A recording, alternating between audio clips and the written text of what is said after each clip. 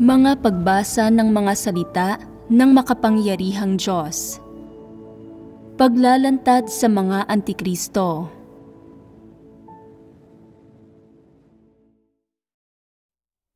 Unang Excursus. Kung ano ang katotohanan. Ikalawa, isang paghihimay sa ideya ng ang pagtulog sa mga sanga at pagdila sa apdo. Pag-usapan natin ang isa pang kasabihan, pagtulog sa mga sanga at pagdila sa apdo. Sino ang makapagpapaliwanag kung ano ang ibig sabihin nito? Sa kasabihang, pagtulog sa mga sanga at pagdila sa apdo, ang mga sanga ay tumutukoy sa panggatong at ang apdo ay tumutukoy sa gallbladder.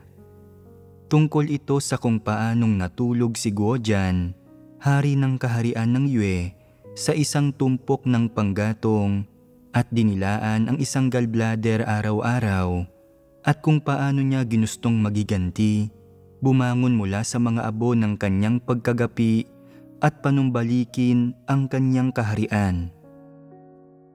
Naipaliwanag mo na ang pinagmula ng kasabihang ito, kung saang kwento nagmula ang kasabihang ito.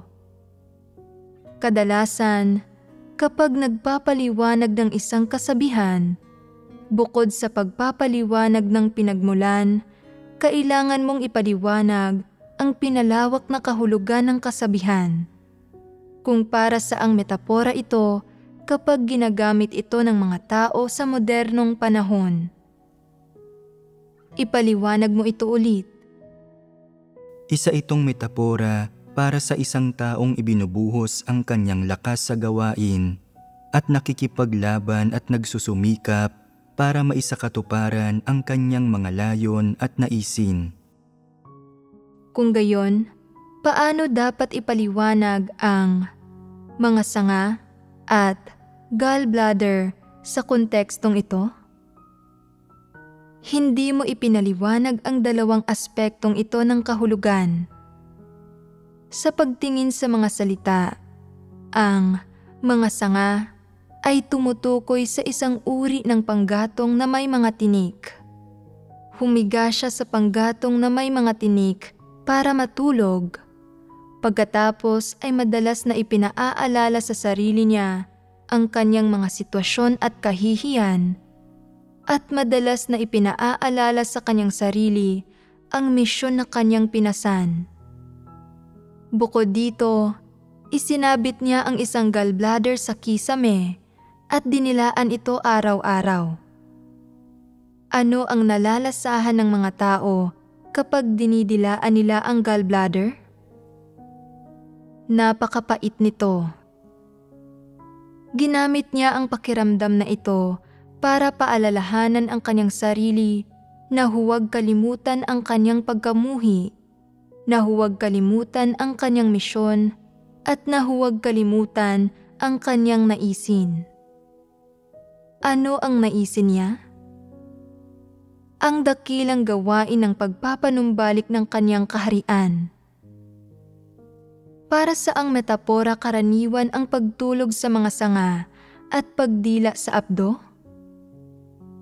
Karaniwang metapora ito para sa isang tao na nasa mga kapuspalad na sitwasyon, pero hindi nakakalimot sa kanyang misyon at mga naisin, at na may kakayahang magbayad ng halaga para sa kanyang mga naisin, mithiin, at misyon.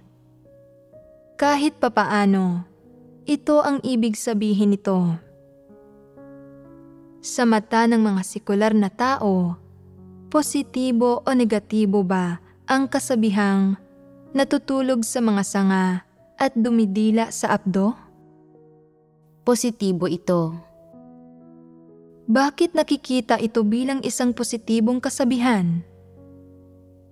Maaari nitong hikayatin ang mga tao sa gitna ng paghihirap na huwag kalimutan ang kanilang pagkamuhi, na huwag kalimutan ang kanilang kahihiyan, at udyukan silang magtrabaho ng husto at magsikap na maging mas malakas. Medyo nakakapagbigay inspirasyon ang kasabihang ito. Sa mata ng mga sekular na tao, walang duda na ito ay isang positibong kasabihan. Kung kumikilos ang mga tao nang naaayon sa kasabihang ito, walang duda na ang ginagawa nila, ang motibasyon nila sa paggawa ng mga bagay-bagay, ang paraan nila ng paggawa ng mga bagay-bagay, at ang mga prinsipyong sinusunod nila ay tama at positibo. Sa pagsasabi nito, walang fundamental na mali sa kasabihang ito. Kaya ano ang gusto nating himayin sa pagbanggit sa kasabihang ito? Ano ang gusto nating sabihin? Gusto nating himayin ang mga paraan kung saan tumataliwas ang kasabihang ito sa katotohanan. Tama iyon. Gusto nating makilatis kung katotohanan ba ito o hindi. Dahil ang kasabihang ito ay sobrang tama, mahalaga para sa atin na himayin at kumpirmahin kung sa aling mga eksaktong paraan ito tama. Pagkatapos, magkakaroon tayo ng tamang definisyon nito at matitingnan natin kung ito ba talaga ang katotohanan o hindi. Ito ang panghuling resulta na gusto nating makamit. Ang kasabihang pagtulog sa mga sanga at pagdila sa apdo ay isang batas ng pananatiling buhay na kinakapitan ng mga tao na may mga espesyal na sitwasyon. Tiyakin muna natin, katotohanan ba ang kasabihang ito? Huwag tayong magsimula sa pagsasabi kung katotohanan ba ito o hindi. Mula sa literal na kahulugan nito na nakikita ng mga tao, walang negatibong kahulugan ang kasabihang ito. Kaya, anong positibong kahulugan ang mayroon ito? Maaari nitong hikayatin ang mga tao, bigyan sila ng determinasyon, himukin silang patuloy na lumaban, huwag umatras, huwag panghinaan ng loob, at huwag maging mga duwag. May isang aspekto kung saan may positibo itong gamit. Gayunpaman, sa mga anong sitwasyon kinakailangan ng mga tao na itaguyod ang mga prinsipyo ng asal at pagkilos na nakapaloob sa kasabihang ito? May koneksyon ba sa pagitan ng mga prinsipyong itinataguyod sa kasabihang ito at ng pananampalataya sa Diyos? May koneksyon ba sa pagsasagawa ng katotohanan? May koneksyon ba sa paggawa ng tungkulin ng isang tao? May koneksyon ba sa pagsunod sa daan ng Diyos? Wala. Napakabilis mong nakagawa ng konklusyon? Paano ninyo nalalaman na walang koneksyon? Hindi iyon sinasabi ng mga salita ng Diyos. Masyadong simplistiko at irresponsableng bagay ito na sabihin. Kapag hindi mo nauunawaan at sinasabi mo, basta, wala ito sa mga salita ng Diyos at hindi ko alam kung ano ang ibig sabihin ng kasabihang ito, kaya hindi ko ito pakikinggan. Maaari nitong sabihin anuman ang gustuhin nito, pero hindi ko ito paniniwalaan.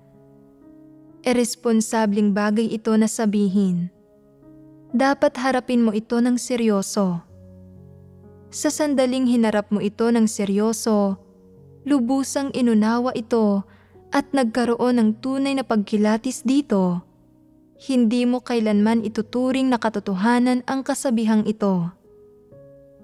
Sa ngayon, hindi ko ipinatatanggi sa iyo ang kawastuhan ng kasabihang ito. Sa halip, ipinauunawa ko sa iyo na hindi katotohanan ang kasabihang ito at ipinakikita sa iyo kung anong mga katotohanan ang dapat mong maunawaan at kung paano mo dapat itaguyod ang katotohanan sa mga parehong sitwasyon. Nauunawaan mo ba? Kaya sabihin ninyo sa akin kung ano ang inyong pangunawa. Ang pagtulog sa mga sanga at pagdila sa apdo ay tungkol sa kung paano dapat magsagawa ang mga tao sa mga oras ng kasawian, pero hindi umiiral sa sambahayan ng Diyos ang katagang kasawian. Kapag inilalantad ng Diyos ang mga tao o isinasailalim sila sa mga pagsubok, bahagi ang lahat ng ito ng proseso ng Diyos sa pagpiperpekto sa kanila.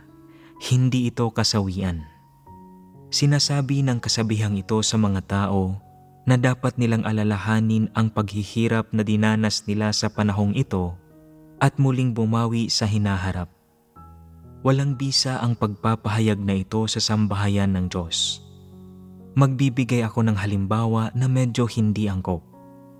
Matapos mapalitan, ginamit ng ilang lider ang pariralang pagtulog sa mga sanga at pagdila sa apdo para udyukan ang sarili nila, sinasabing, "Matututo ako kay Godian, hari ng kaharian ng Yue, at matutulog sa mga sanga at didila sa apdo. Darating ang panahon na maipagpapatuloy ko ang aking dating posisyon at muling magiging leader. Makikita ninyo. Ngayon ay pinupuna ninyo ako, sinasabing hindi ako mahusay sa bagay na ito at hindi mahusay sa bagay na iyon. Isang araw, babawiin ko kung ano ang nawala sa akin at ipakikita ko sa inyo kung sino talaga ako. Tiyak na darating ang isang araw na mabubura ang kahihiyang dinanas ko ngayon." Napakagandang halimbawa nito. Naliwanagan ba kayo nito? Kailanman ba ay nagkaroon kayo ng mga panahong gusto ninyong matulog sa mga sanga at dumila sa apdo? Kailanman ba ay naiisip ninyong makabawi? Oo. May mga ganito akong kaisipan kapag sinasalungat ng mga tao ang aking mga pananaw. Halimbawa, kapag tinatalakay ko ang ilang bagay sa mga kapatid at kinukwestiyon nila ang mga pananaw na inilatag ko, sa puso ko ay nakakaramdam ako ng panlalaban. At iniisip ko, isang araw, kailangan kong gumawa ng mahusay na trabaho at ipakita sa inyo. Pagkatapos, humahayo ako at nagsisikap na matutunan ang larangang iyon ng gawain, pero maling mentalidad ito. Hindi ito isang saloobin ng pagtanggap sa katotohanan, paghahanap sa katotohanan, o pagsasagawa ng katotohanan, kundi ng pagmamatigas at ng kagustuhang patunayan ang isang bagay sa iba. Isa itong saloobin ng hindi pagtanggap sa pagkatalo. Ang ganitong uri ng saloobin ay itinuturing na positibo sa sangkatauhan. Ang hindi kailanman pagtanggap sa pagkatalo ay isang uri ng magandang pag-uugali at nangangahulugan ito na may pagkamasigasig ang isang tao. Kaya bakit sinasabing hindi ito pagsasagawa ng katotohanan? Ito ay dahil ang kanyang saloobin kapag gumagawa ng mga bagay-bagay at ang mga prinsipyo at motibasyon sa likod ng kanyang ginagawa ay hindi batay sa katotohanan. Sa halip, batay ang mga ito sa kasabihan sa tradisyonal na kultura na pagtulog sa mga sanga at pagdila sa apdo.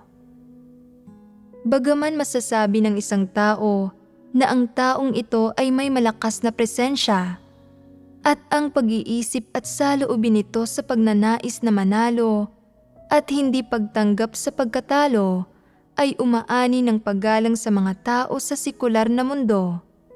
Sa harap ng katotohanan, ano ang ganitong pag-iisip at pag-uugali? Sobrang liit at lubhang kakilakilabot ang mga ito. Kinasusuklaman ng Diyos ang mga ito. Sino pa ang may ibabahagi? Kapag gumagawa ako ng isang tungkulin, dahil hindi ako pamilyar sa larangan ng gawaing iyon, Sa palagay ko ay hindi ako sineseryoso ng mga tao. Kaya, sa puso ko ay palihim kong pinasisigla ang aking sarili. Kailangan kong pag-aralan ng mabuti ang larangang ito ng gawain at ipakita sa inyo na talagang may kakayahan ako. Minsan, kapag tinutukoy ng mga tao ang mga pagkukulang sa aking tungkulin, nagsisikap akong magbago. Tinitiis ko ang paghihirap at nagbabayad ako ng halaga para matutunan ang gawain. At gaano man kalaki ang paghihirap na aking dinaranas, tinatanggap ko ito. Pero hindi ko hinahangad kung paano gawin ng maayos ang aking tungkulin. Sa halip, gusto kong magkaroon ng isang araw kung kailan magagawa kong tingalain ako ng iba at makakamit ko ang paggalang ng iba. Mayroon din akong isang uri ng kalagayan ng pagtulog sa mga sanga at pagdila sa apdo.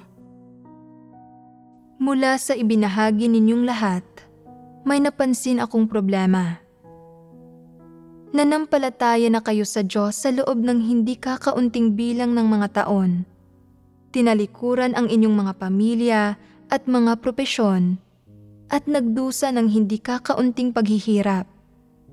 Pero napakakaunti lang ng inyong napala.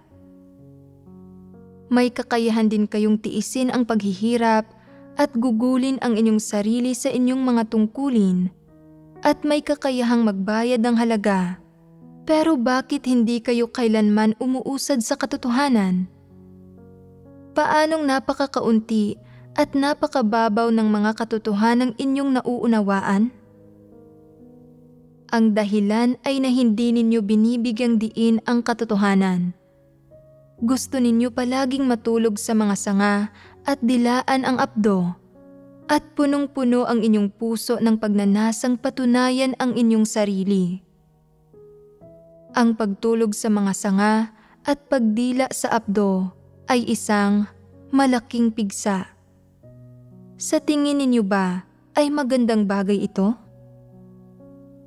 Ano ang panghuling resulta ng pagtulog sa mga sanga at pagdila sa apdo? Kapag gustong patunayan ng isang tao na may kakayahan at may kahusayan siya, na hindi siya mababa sa iba at na hindi siya matatalo ni numan, matutulog siya sa mga sanga at didilaan ang apdo. Sa madaling salita, titiisin niya ang pinakamatinding hirap para maging pinakadakila sa mga tao. Kaya, sa mga anong paraan na ipamamalas ang pagtulog sa mga sanga at pagdila sa apdo? Ang unang paraan na naipamamalas ito ay sa hindi pagtanggap sa pagkatalo. Ang pangalawa ay sa pagtitiis ng kahihiyan at pagdadala ng mabigat na pasanin. Maaaring hindi ka gumamit ng anumang salita para makipagdebate sa iba, salungatin sila, o ipagtanggol ang iyong sarili, pero lihim kang nagsusumikap. Anong klaseng pagsusumikap? Maaaring ito ay ang halagang binabayaran ninyo. Pagpupuyat, pagising ng maaga kinabukasan, o pagbabasa ng mga salita ng Diyos at pag-aaral tungkol sa larangan mo ng gawain habang nagsasaya ang iba, higit pang nagsisikap. Pagdurusa ba ang paghihirap na ito? Tinatawag itong pagtulog sa mga sanga at pagdila sa apdo. Ano ang pangatlong paraan ng pagpapamalas nito? Naipamamalas ito sa mga tao na may isang uri ng dakilang ambisyon sa kalooban nila at hindi nagrereklamo tungkol sa kanilang mga problema dahil sa dakilang ambisyong ito. Gusto nilang itaguyod ang mga layo na kanilang itinakda at gustong makamit, at gusto nilang mapanatili ang kaloobang ito na lumaban. Ano ang kaloobang ito na lumaban? Halimbawa, kung gusto mong maging isang leader o maisakatuparan ang ilang gawain, dapat palagi mong panatilihin ang ganitong kalagayan ng isipan sa iyong kalooban. hindi mo dapat kailanman kalimutan ang iyong determinasyon, ang iyong misyon, ang iyong mga mithiin at adhikain. Paano mo ito ilalarawan sa isang pangungusap? Huwag kalimutan ang iyong orihinal na motibasyon para sa paggawa ng isang bagay. Ang hindi pagkalimot sa iyong orihinal na motibasyon para sa paggawa ng isang bagay ay tama, pero hindi sapat na malakas. Panghawakan ang isang dakilang ambisyon sa iyong puso. Mas mabuti iyon. May kaunti ng pakiramdam na iyon dito. Paano mo masasabi ang mga salitang ito sa mas tama at maigsing paraan? Ang kaloobang lumaban at mga mithiin. Paano mo ito sasabihin ng buo? Maraming labanan at maraming pagkatalo, pero lalong tumatapang habang mas tumatagal kang lumalaban. Ito ay isang kaloobang hinding-hindi susuko sa laban. Katulad ito sa kung paano sinasabi ng ilang tao. Nasiraan ka na ng loob pagkatapos mapalitan? Maraming beses na akong pinalitan pero hindi ako kailanman nasiraan ng loob. Sa tuwing nabibigo ako sa isang bagay, bumabalik lang ako sa laban. Kailangang magkaroon tayo ng kaloobang lumaban. Sa perspektiba nila, ang kaloobang lumaban ay isang positibong bagay. Hindi nila iniisip na masamang bagay ito kapag ang mga tao ay may mga mithiin, adhikain, at isang kaloobang lumaban. Paano nila tinatrato ang mga ambisyon at pagnanais na dulot ng tiwaling disposisyon ng pagmamataas? Tinatrato nila ito bilang isang bagay na positibo. Kaya iniisip nila na ang magawang magtiis ng paghihirap, ng pagtulog sa mga sanga at pagdila sa abdo para maisakatuparan ang layo na kanilang ipinaglalaban at ang layo na sa tingin nila ay tama, ay ang tamang bagay na gawin na mabuti ang pagtingin dito ng mga tao at na dapat na ito ang maging katotohanan. Ito ang tatlong pagpapamalas ng pagtulog sa mga sanga at pagdila sa abdo. Maipaliliwanag ba ng tatlong pagpapamalas na ito ang kahulugang nakapaloob sa pagtulog sa mga sanga at pagdila sa abdo? Oo, kaya ng mga ito. Kung gayon, ay magbabahagi ako ng detalyado tungkol sa tatlong pagpapamalas na ito. A. Hindi pagtanggap sa pagkatalo.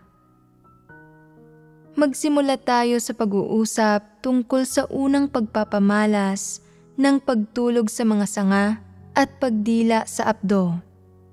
Hindi pagtanggap sa pagkatalo. Ano ang hindi pagtanggap sa pagkatalo?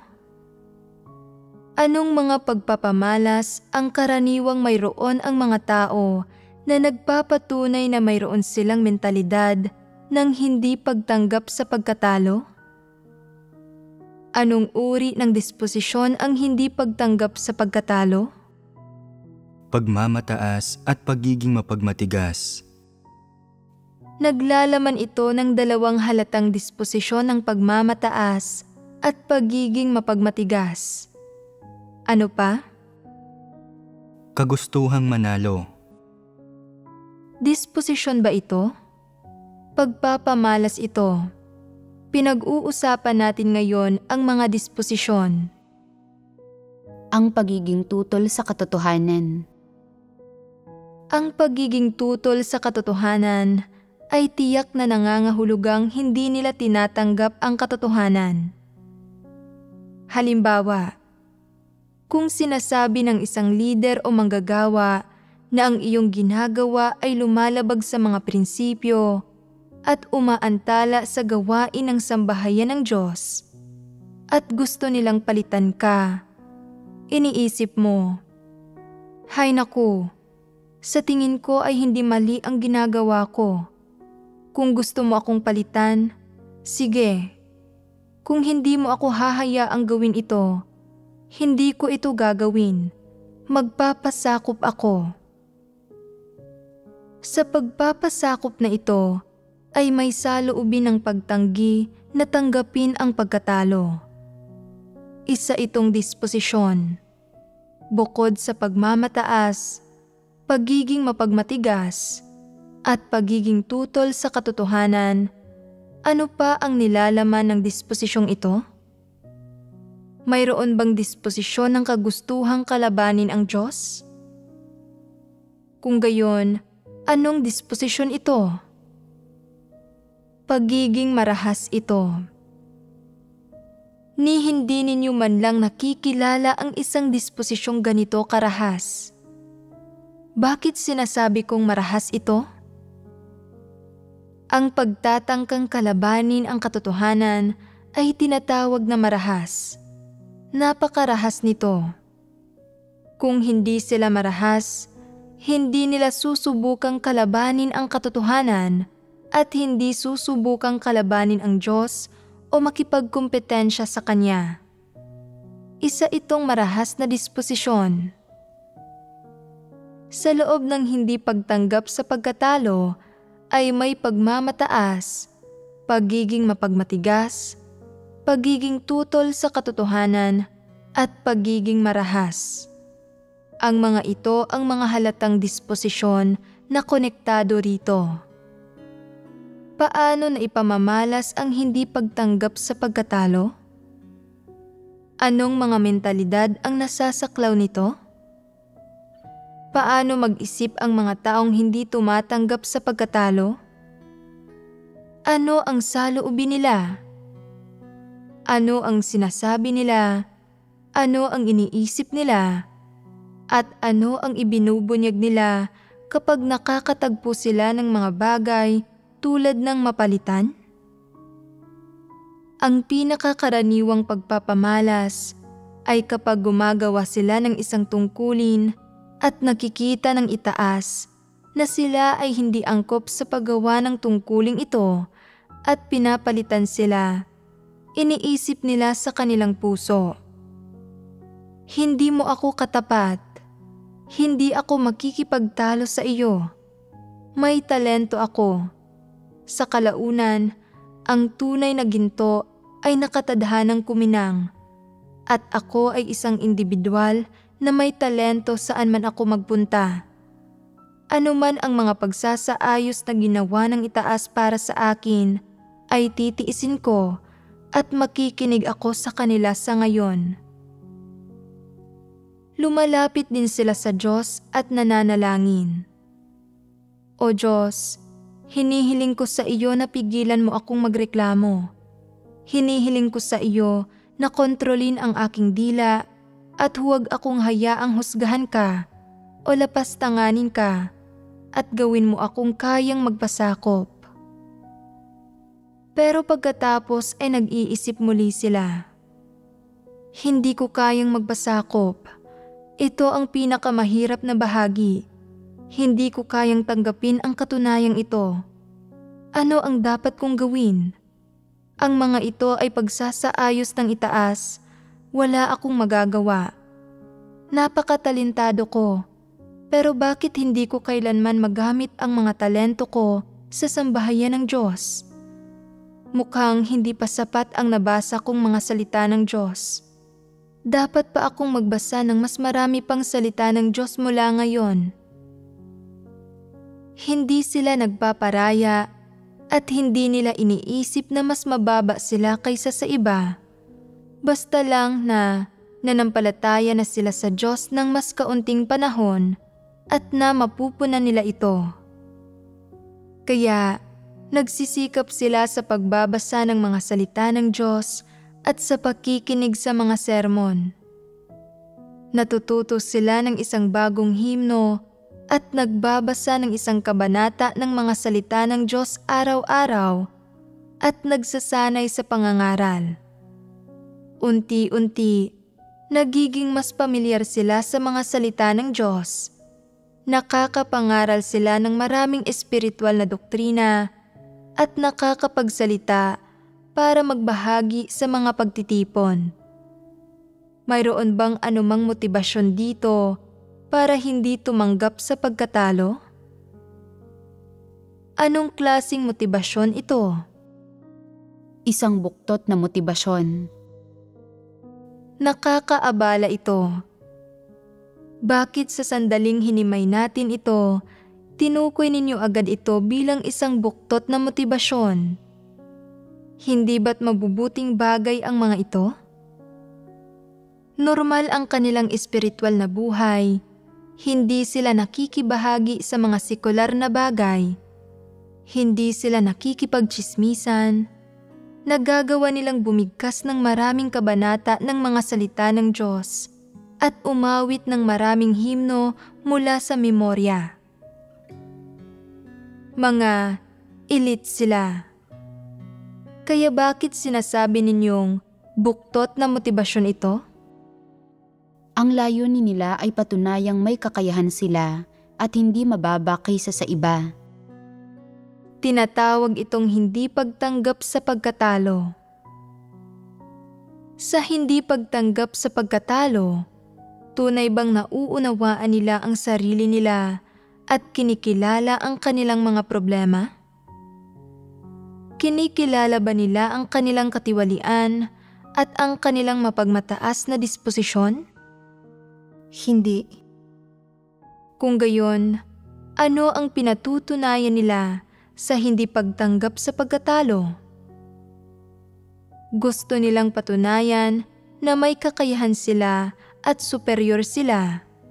Gusto nilang patunayan na mas mahusay sila kaysa sa iba.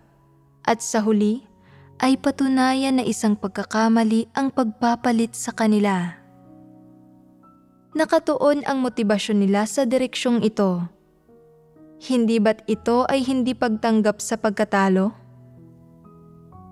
Ang saloobing ito ng hindi pagtanggap sa pagkatalo ay nagbunga ng mga pagkilos nila ng pagtitiis sa paghihirap, pagbabayad ng halaga, pagtitiis ng kahihiyan, at pagdadala ng mabigat na pasanin. Sa panlabas, tila nagsusumikap sila, nakakapagtiis ng paghihirap at nakakapagbayad ng halaga, at sa wakas ay nakamit ang kanilang mga layon.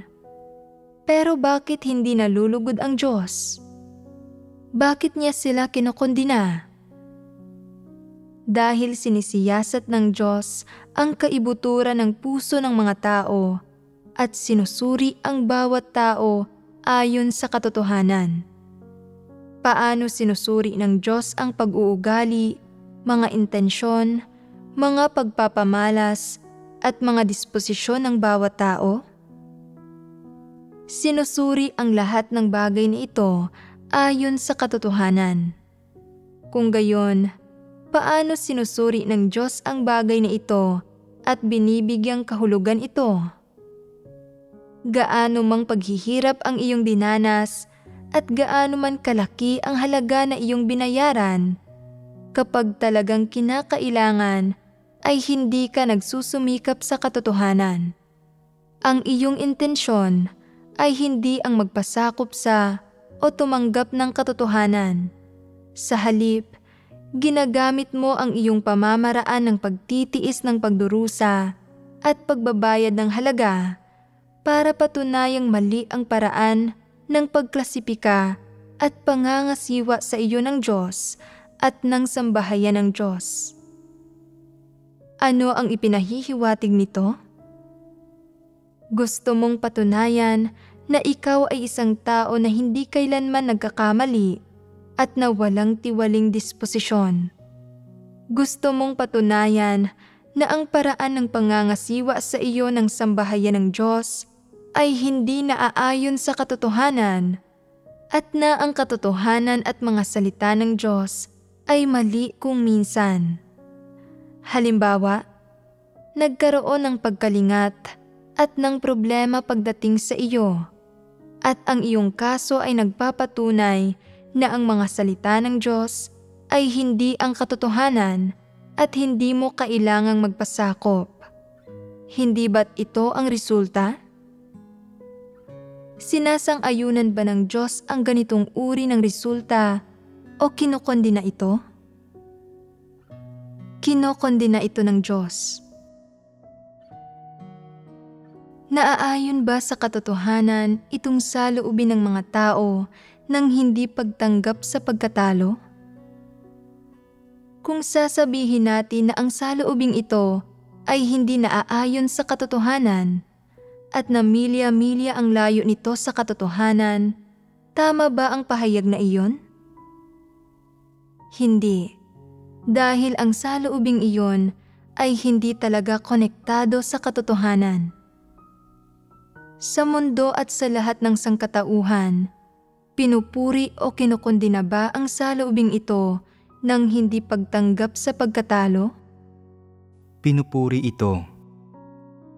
Sa mga anong kapaligiran ito pinupuri? Sa lugar ng trabaho at sa mga paaralan.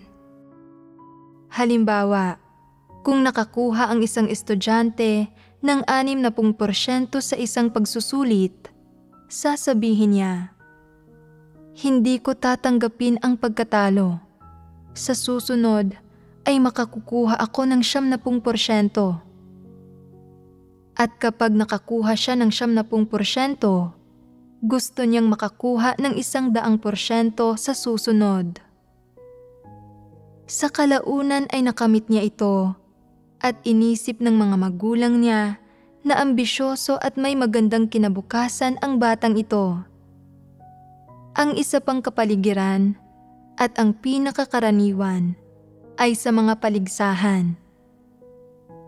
May ilang kupunan na natatalo sa isang paligsahan at may marka ng kahihiyan na nakapinta sa kanilang mukha, pero hindi sila tumatanggap sa pagkatalo.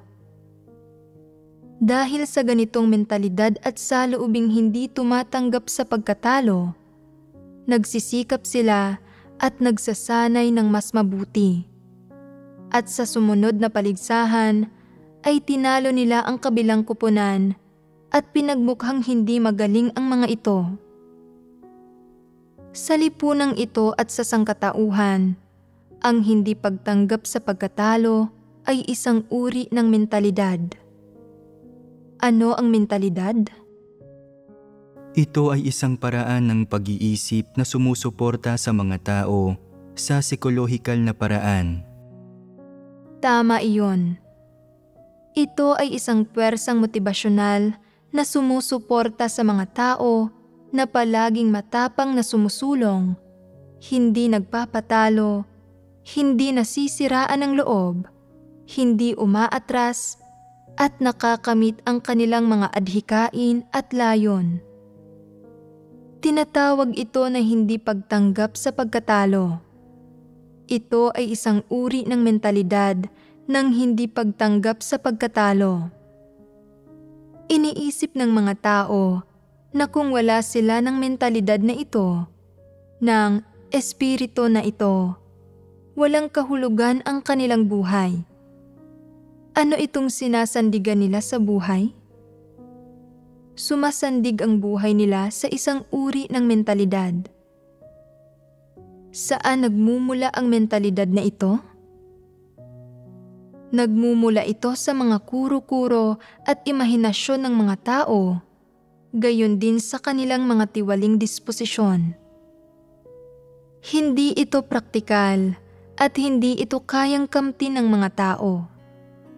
Simula nang nilikha ng Diyos ang sangkatauhan hanggang ngayon, gaano karaming taon man ang lumipas, mayroong napakaraming positibong bagay, katulad ng kaayusan na alinsunod sa kung paano nabubuhay ang mga nabubuhay na nilalang, ang kaayusan na alinsunod sa kung paano nabubuhay ang sangkatauhan, at ang kaayusan na alinsunod sa kung paano gumagana ang langit at lupa, at lahat ng bagay, at ang sansinukob, at iba pa. Ayon sa kanilang mga kaisipan at antas ng edukasyon, dapat makahanap ang mga tao ng isang kaayusan para sundin sa gitna ng lahat ng ito, para sundin bilang isang prinsipyo at bilang isang puwersang motibasyonal para sa kung paano sila kumikilos at umaasal, o bilang isang pundasyon para dito. Gayunpaman, hindi ginagamit ng mga tao ang kanilang pagsisikap sa tamang direksyon. Sa anong direksyon nila ginagamit ang kanilang lakas? Ginagamit nila ang kanilang lakas sa maling direksyon. Ibig sabihin, nilalabag nila ang kaayusan na alinsunod sa kung paano nabubuo ang mga bagay. At nilalabag nila ang kaayusan na alinsunod sa kung paano umiikot ang lahat ng bagay. Palagi nilang gustong sirain ang mga likas na kaayusan na ito na itinalaga ng Diyos at gamitin ang mga pamamaraan at pinagkukunan ng tao para lumikha ng kaligayahan. Hindi nila alam kung paano nakakamit ang kaligayahan, kung anong misteryo ang nasa loob nito, o kung ano ang pinagmulan nito. Hindi nila hinahanap ang pinagmulang ito. Sa halip, sinusubukan nilang gumamit ng diskarte ng tao para lumikha ng kaligayahan at palagi ring gustong lumikha ng mga himala. Sinusubukan nilang gumamit ng diskarte ng tao para baguhin ang normal na kaayusan ng lahat ng bagay na ito at pagkatapos ay makamit ang kaligayahan at mga layong gusto nila. Ang lahat ng ito ay abnormal. Ano ang panghuling resulta ng mga taong sumasandig sa kanilang sarili para ipaglaban ang gayong mga bagay, gaano man sila lumaban? Ang mundong ito na ibinigay ng Diyos sa sangkatauhan para pamahalaan ay nasira na ngayon. Sino ang pinakamalaking biktima ngayong nasira na ito? Ang sangkatauhan ang pinakamalaking biktima. Inabuso ng mga tao ang mundo hanggang sa antas na ito, pero sinasabi pa rin nilang hinding-hindi sila susuko. Hindi ba't may mali sa pag-iisip nila? Ano ang panghuling kahihinatnan ng hinding-hindi pagsuko? Isang mapaminsalang sakuna. Hindi lang ito pagkatalo sa isa o dalawang paligsahan o pagkakaroon ng marka ng kahihiyan na nakapinta sa kanilang mukha. Sinira nila ang kanilang mga pagkakataon at pinutol ang kanilang mga ruta sa pagtakas. Sinira nila ang sarili nila. Ito ang resulta ng hindi pagtanggap sa pagkatalo. Ang hinihimay natin sa ngayon ay isang tipikal na pagpapamalas ng marahas na disposisyon at mapagmataas na disposisyon ni Satanas na hinding-hindi susuko. Ang hinding-hindi pagsuko ay isang mentalidad.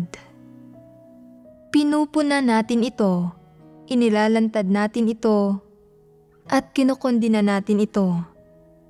Subalit, kung kinukondina mo ito sa gitna ng sangkatauhan, tatanggapin ba ito ng mga tao?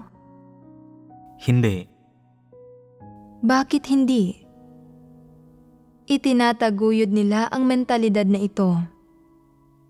Kung ang isang tao ay walang katiting na mentalidad ng hindi pagtanggap sa pagkatalo at hinding-hindi pagsuko, sasabihin ng iba na mahina siya. Kung hindi natin itinataguyod ang mga bagay na ito, mahihina ba tayo? Hindi. Hindi tayo mahihina. Sinasabi ng mga tao na, paanong hindi ka mahina? Hindi ka namumuhay ng may anumang katatagan ng loob. Anong silbi para sa iyo ang mabuhay? Tunay ba ang pahayag na ito? Himayin muna natin ito. Anong uri ng saloobin ang hindi pagtanggap sa pagkatalo? Dapat bang taglayin ng mga taong may normal na katwiran ang saloobing ito? Sa katunayan, kung may normal na katwiran ang mga tao, hindi sila dapat magkaroon ng ganitong pag-iisip. Mali ang magkaroon ng ganitong pag-iisip. Dapat harapin ng isang tao ang realidad para maging isang tao na nagtataglay ng katwiran. Sa gayon, ang hindi pagtanggap sa pagkatalo ay malinaw na walang katwiran. Ibig sabihin nito na may mali sa pag-iisip nila at malinaw na mali ang saloobing ito. Para sa mga mananampalataya ng Diyos, sa wastong pagsasalita, hindi sila dapat magkaroon ng ganitong pag-iisip dahil ang mapagmataas na disposisyon ay likas sa hindi pagtanggap sa pagkatalo. Madali ba para sa mga tao na tanggapin ang katotohanan kapag mayroon silang mapagmataas na disposisyon? Hindi. Isa itong problema. Kung ginagamit mo ang isang mapagmataas na disposisyon bilang pundasyon sa paghahangad ng katotohanan, ano ang hinahangad mo? Ang hinahangad mo ay tiyak na hindi ang katotohanan. Dahil ang paghahangad na ito ay likas na hindi positibo at ang makakamit mo ay tiyak na hindi ang katotohanan. Tiyak na isang uri ito ng mentalidad na mula sa imahinasyon ng mga tao. Kung tinatrato ng mga tao ang mentalidad na tulad nito bilang katotohanan, naligaw na sila ng landas.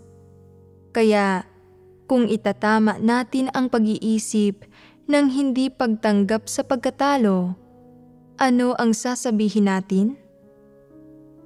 Sasabihin natin na dapat harapin ng mga tao ang mga tunay na problema at gawin ang mga bagay nang naaayon sa mga katotohanang prinsipyo na hindi sila dapat magkaroon ng saloobin ng hindi pagtanggap sa pagkatalo. Kung hindi sila tumatanggap sa pagkatalo, kanino sila hindi nagpapatalo? Hindi sila nagpapatalo sa katotohanan. Sa mas partikular, hindi sila nagpapatalo sa mga tunay na katunayan ng usapin. Hindi sila umaamin na may ginawa silang mali at na nabunyag sila. At hindi sila umaamin na mayroon silang mapagmataas na disposisyon. Totoo ang mga bagay na ito. Kaya, paano mo mapasisinungalingan ang mga taong ito? Ang pinakamahusay na paraan para salungatin sila ay sa pamamagitan ng paggamit ng isang bagay na pinakakahiya-hiya para sa kanila. Anong bagay sa mundo ngayon ang pinakakahiya-hiya para sa sangkatauhan? Siyensya. Ano ang ipinagkaloob ng siyensya sa mga tao? Sakuna. Ang siyensya, ang bagay na pinakapupuri at pinakaipinagmamalaki ng sangkatauhan, ay nagdala ng di pa kailanman nangyayaring sakuna sa kanila. Ngayong mayroon na kayo ng pahiwatig na ito, paano ninyo dapat pasinungalingan ang mga taong ito para maipahiya ninyo sila? Ano ang masasabi ninyo? Dapat bang ipahiya ang mga kauri ni Satanas? Kung hindi mo sila ipapahiya, palagi nilang hahamakin ang katotohanan, didiskriminahin iyong mga nananampalataya sa Diyos, at iisiping iyong mga nananampalataya sa Diyos ay nananampalataya lang dahil mahihina sila. Paano ninyo sila dapat pasinungalingan? Sa pagsasabing, isa ka lang ordinaryong tao. Ano ang mayroon ka na nagdudulot sa iyong hindi kailanganing tumanggap sa pagkatalo? Ano ang dahilan kung bakit ayos lang para sa iyo na hindi magpatalo? Kahit na ang ilang tao ay mga siyentista, ano naman? Gaano man kaprogresibo ang siyentipikong teknolohiya na binuo nila, ano naman? Kaya bang lutasin ng mga siyentista ang lahat ng sakuna na idinulot ng siyensya sa sangkatauhan ngayon? Ito ang tamang paraan para pasinungalingan sila. Pag-isipan mo ito. Mabuting paraan ba ito para pasinungalingan sila? Sinasabi mo, nabuhay na hanggang sa kasalukuyang panahon ang sangkatauhan. Subalit hindi man lang kilala ng mga tao kung sino ang mga ninuno nila, kaya't paanong hindi sila nagpapatalo? Ni hindi mo alam kung saan ka nanggaling, kaya't ano ang maipagyayabang mo? Ni hindi mo kinikilala ang Diyos na lumikha sa iyo, kaya't paanong hindi ka tumatanggap sa pagkatalo? Nilikha ng Diyos ang mga tao, at isa itong napakadakilang bagay, subalit hindi mo ito kinikilala o tinatanggap. Sa halip, iginigiit mong paniwalaan at kilalanin na nag-evolve ang mga tao mula sa mga hayop. Gaano ka kahamak? Napaka makapangyarihan at napakarangal ng Diyos. Sinasabi niyang siya ang iyong lumikha, subalit hindi mo kinikilala na ikaw ay kanyang nilikha. Gaano ka kababa? Ano ang isasagot nila? Nag-evolve ang mga tao mula sa mga unggoy, subalit matataas na antas na hayop pa rin kami. Hindi pa rin ba kayo mga hayop at halimaw kung gayon? Hindi namin tinatanggap na mga hayop kami. Mga tao kami. Mga tao kami na nilikha ng Diyos. Nilikha ng Diyos ang mga tao at kinikilala niya na ikaw ay isang tao.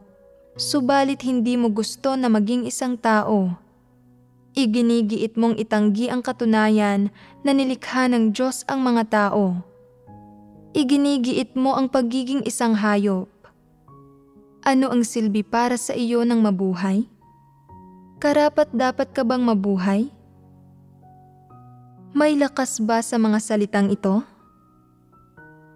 Ganito natin pinasisinungalingan ang mga taong ito. Kinikilala man nila ito o hindi, o tinatanggap man nila ito o hindi, mga katunayan ang mga ito. Magsasalita ako tungkol sa isa pang punto. Hindi kailanman tumatanggap sa pagkatalo ang mga tao.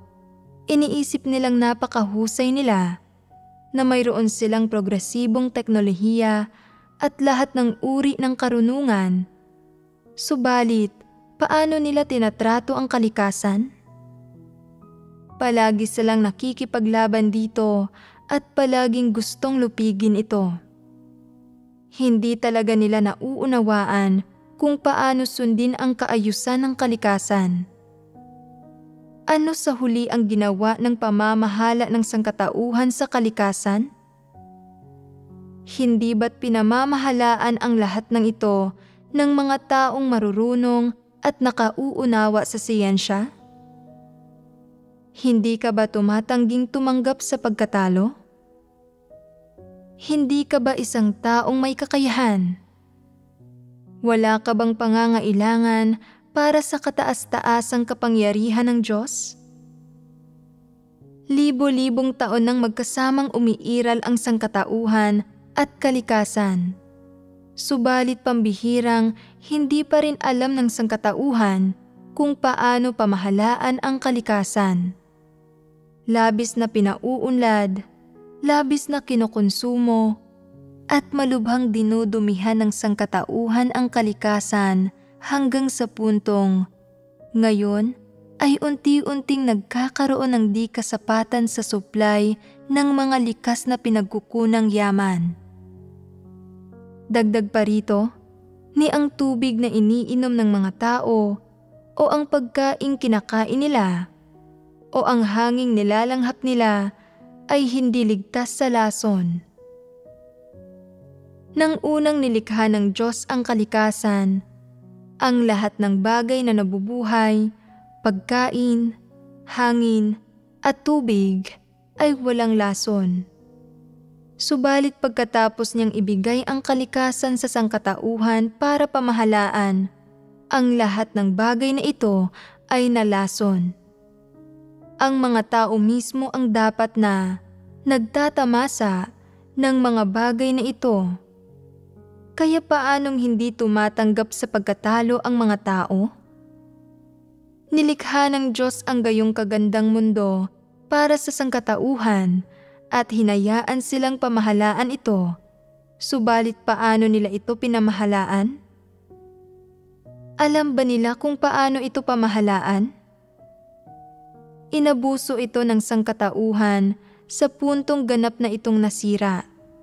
Hindi naligtas ang mga karagatan, mga kabundukan, lupa, hangin, maging ang ozone layer sa kalangitan. Lahat ng ito ay nawasak. Sino sa huli ang magpapasa ng mga kakilakilabot na kahihinatnan ng lahat ng ito? Ito ay ang sangkatauhan mismo.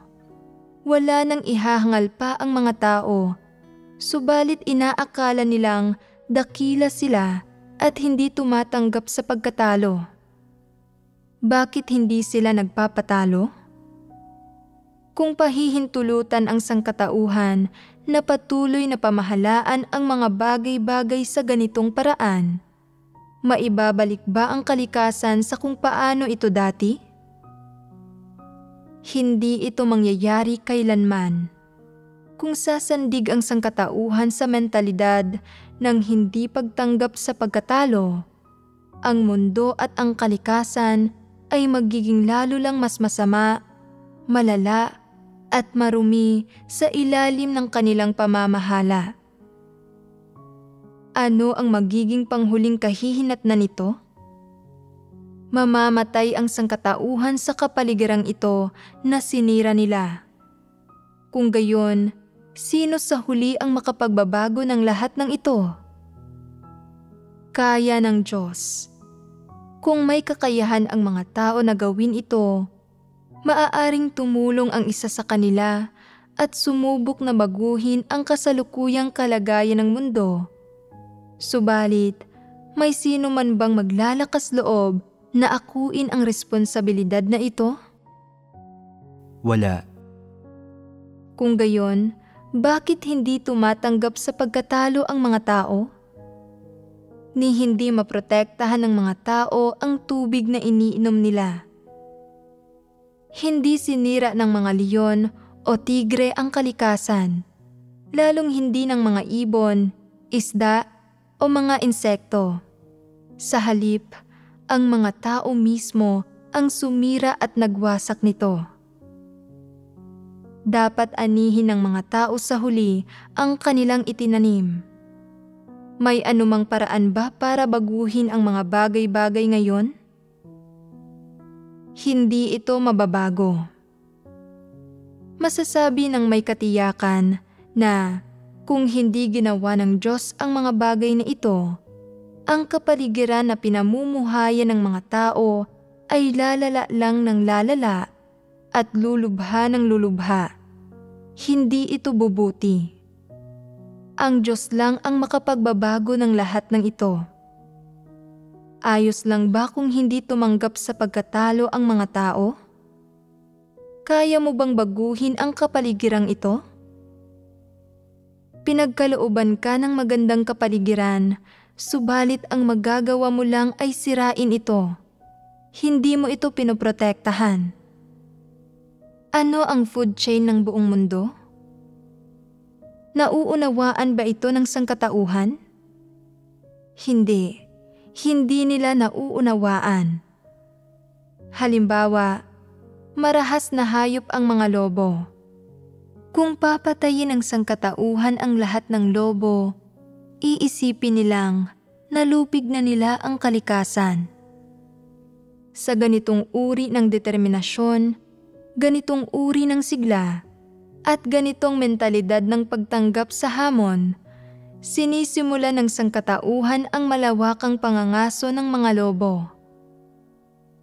Kapag napatay na nila ang karamihan ng lobo sa isang lugar ng damuhan, Inaakala ng sangkatauhan na nalupig na nila ang kalikasan at nalupig na ang mga uri na mga lobo.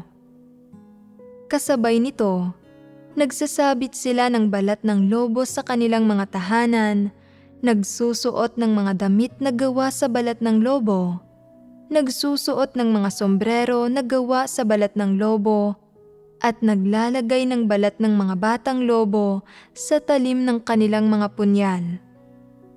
Kumukuha sila ng mga larawan at sinasabi sa buong mundo na nilupig namin ang mga uring ito na banta sa sangkatauhan, ang mga lobo. Hindi ba't medyo napaaga ang pagkasiya nila sa sarili nila? Sa mas kakaunting lobo, mula sa labas ay tila walang banta sa buhay ng mga tao at ng ilang iba pang bagay na nabubuhay. Subalit ano ang magiging kahihinatnan nito? Dapat magbayad ng mahal ang sangkatauhan para dito. Ano ang halaga na dapat nilang bayaran? Kapag napatay ang malalaking bilang ng mga lobo, kumakaunti ang bilang ng mga lobo.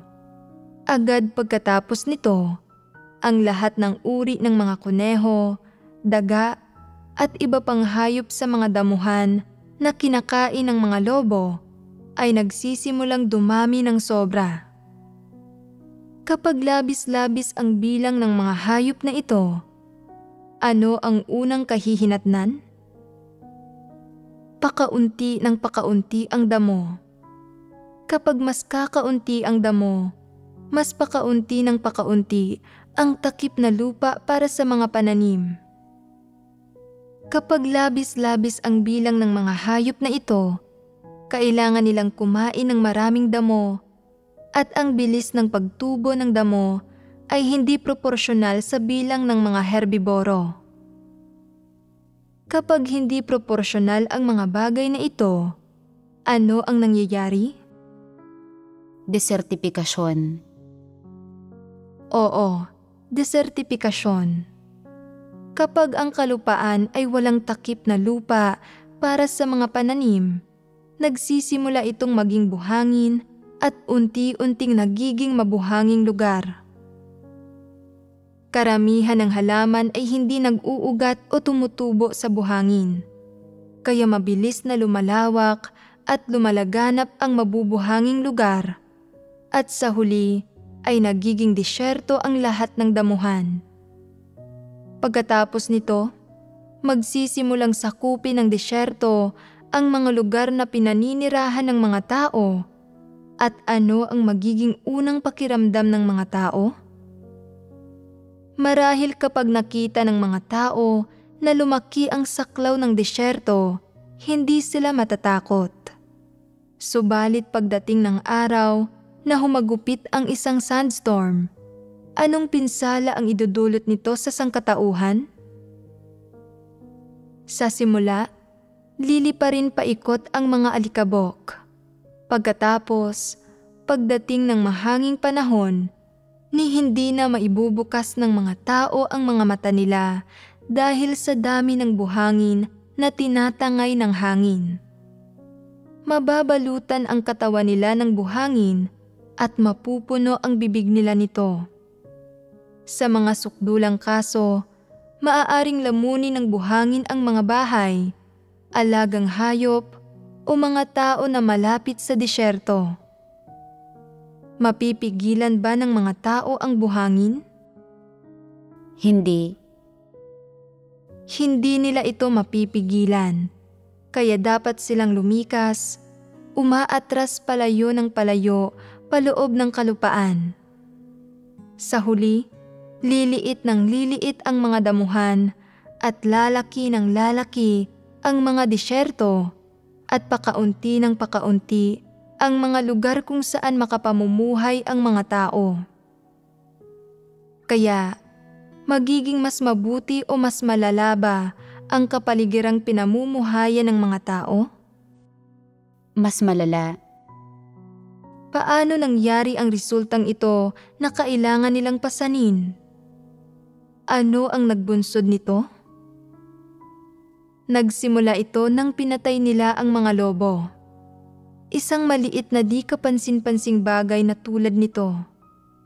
Kung hindi nauunawaan ng mga tao kung paano sundin ang kaayusang ito at hindi nauunawaan kung paano protektahan ang kaayusang ito, anong mga kahihinatnan ang magiging resulta sa huli? Malilipol ng mga buhangin ang lahat ng tao. Hindi ba't isa itong mapaminsalang sakuna? Ang pagpatay sa mga lobo ay isang uri ng pag-uugali. Subalit anong disposisyon ang nasa puso nito? Ano ang diwa ng disposisyong ito? Ano ang motibasyon nila sa paggawa nito? Anong mga paraan ng pag-iisip mayroon ang mga tao na nagdudulot ng ganitong uri ng pag-uugali? Ang kagustuhang supilin ang kalikasan. Tama iyon. Gusto nilang supilin ito. Iniisip ng mga tao na ang mga lobo ang natural na kaaway ng sangkatauhan. Ang mga lobo ay banta sa sangkatauhan at palaging kumakain ng mga tao. Hindi mabuting bagay ang mga lobo. Ganito sinisiraan ng sangkatauhan ang mga lobo. Pagkatapos ay sinusubukang supilin ang mga ito at lipulin ang mga ito para wala nang ni isa ang matira sa mga ito. Pagkatapos, makapamumuhay ang mga tao ng komportable at maalwan at hindi na talagang malalagay sa panganib. Ito ay batay sa motibasyong ito na nagsisimulang pumatay ng mga lobo ang mga tao. Ano ang nagdidikta rito? Dinidiktahan ito ng isang mentalidad ng hindi pagtanggap sa pagkatalo. Hindi alam ng sangkatauhan kung paano wastong pamahalaan o gawing pamantayan ang mga lobo at sa halip ay gusto nilang palaging patayin ang mga ito at lipulin ang mga ito. Gusto nilang baligtarin ang kaayusang ito at gawin itong iba. Ano ang resulta? Nilalamo ng buhangin ang mga tao. Hindi ba't ito ang nagiging resulta? Ito ang nagiging resulta. Mula sa buong sangkatauhan at sa buong mundo na nilikha ng Diyos, sa isang maliit na sulok ng planeta na sa mga mata ng Diyos marahil ay hindi mas malaki kaysa sa isang mani, nangyari ang maliit na insidenteng ito, subalit hindi man lang ito makita ng malinaw ng mga tao.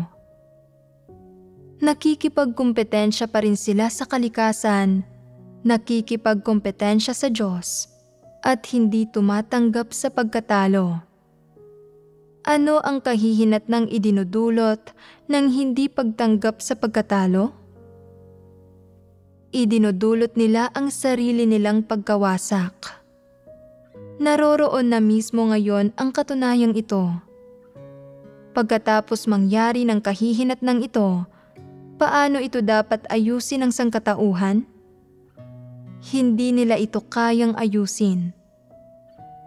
May ilang panlipunang organisasyon at mga tao na may mabubuting puso ang nagsasagawa ng mga gawain para sa pampublikong interes at nananawagan sa mga tao na magpanatili ng isang balanseng ekosistema.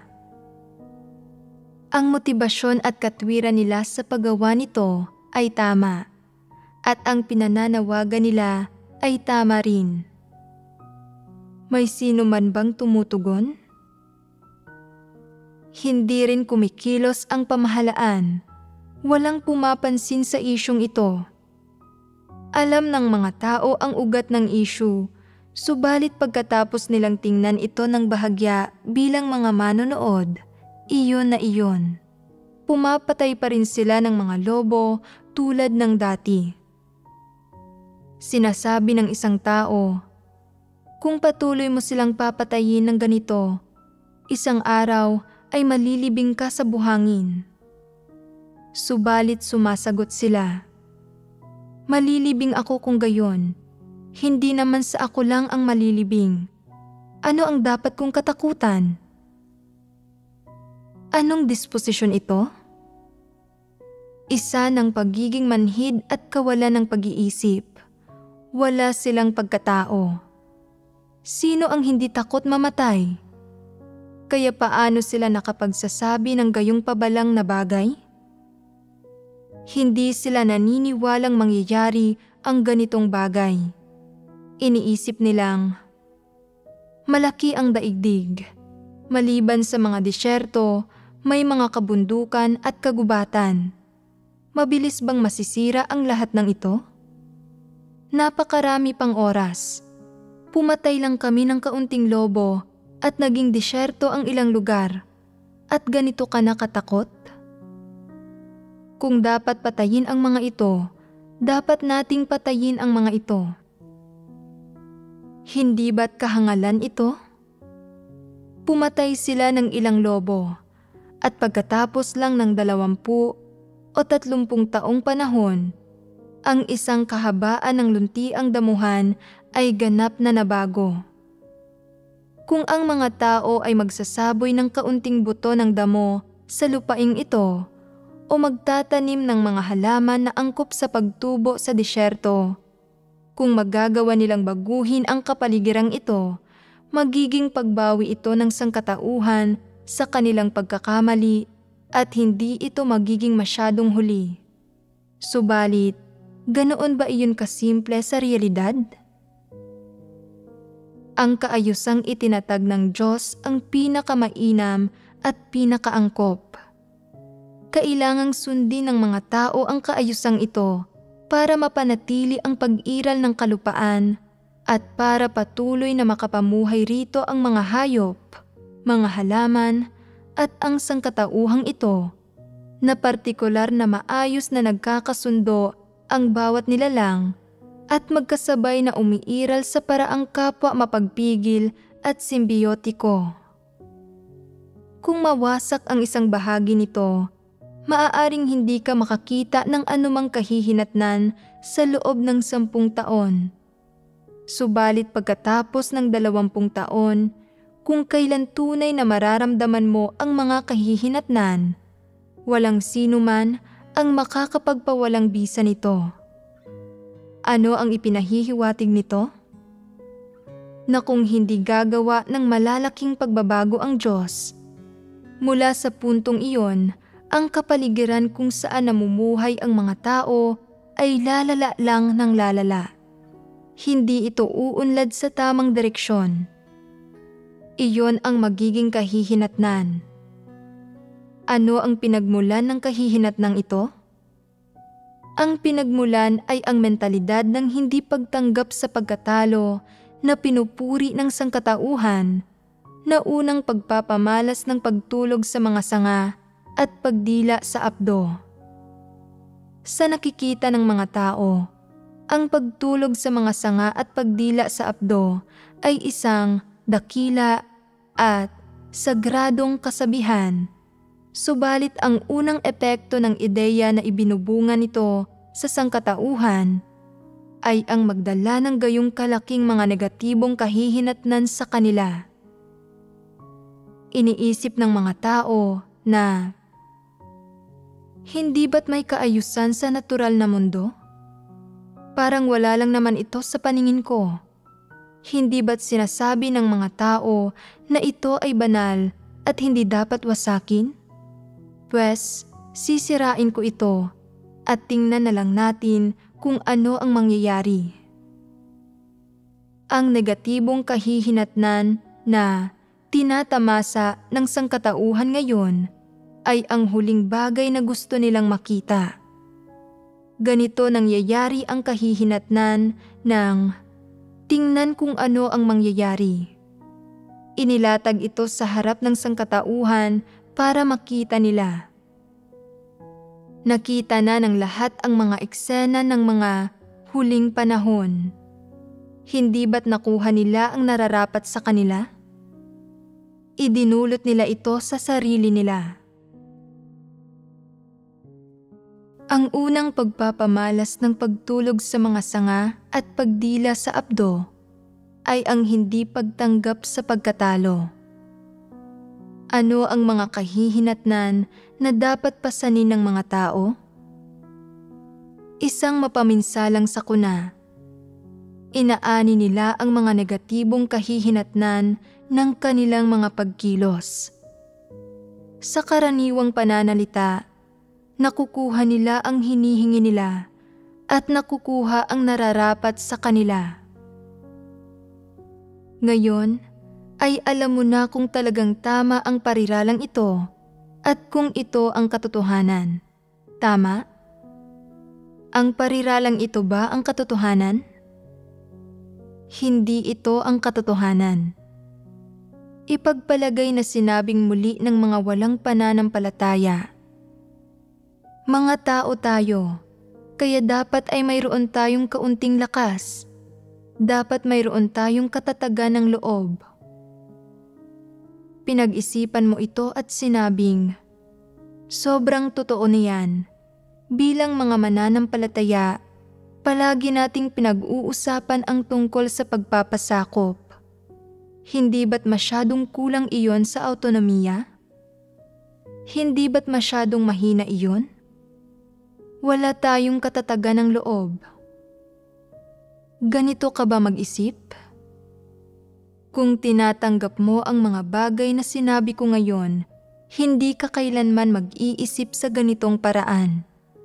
Sa halip, sasabihin mong, wala ng pag-asa ang sangkatauhan. Hindi nakatakatakang kinasusuklaman sila ng Diyos. Lumampas na ang sangkatauhan sa punto na makakausap sila ng may katwiran. Hindi mo tatanggapin ang ganoong uri ng ideya. Kahit na wala kang naaangkop na kontratugon o hindi naaangkop na makipagdebati ka sa mga taong ito, sa iyong puso, alam mong ang kanilang mga pananaw ay tiyak na hindi ang katotohanan. Gaano man kapositibo ang tingin ng mga tao sa ganitong uri ng ideya, at gaano man karaming tao ang nagsusulong nito at nagsasalita tungkol dito, hindi ka maiimpluwensyahan nito. Sa kabaligtaran, tatalikuran at hahamakin mo ito. Natapos ko na ang pagbabahagi tungkol sa unang pagpapamalas ng pagtulog sa mga sanga at pagdila sa abdo. Nagsimula ako sa pagbabahagi tungkol sa katotohanan. Paano ako nalihis ng paksa? Ito ang iniisip ko. Kung ang nakukuha mo mula sa pagbabahagi ko ay limitado sa isang definisyon o konsepto, hindi mo kailanman mauunawaan kung ano ang mga tama at mga hindi tamang bahagi ng ideyang ito. Maguguluhan ka lang. Minsan, iisipin mo na tama ang ganitong uri ng ideya. Minsan, iisipin mo na mali ang ganitong uri ng ideya. Subalit hindi ka magiging malinaw kung ano ang mali rito o kung ano ang tama rito. Dagdag pa rito, madalas kang magsasagawa ng naaayon sa prinsipyong ito at palaging magiging magulo ang iyong isipan.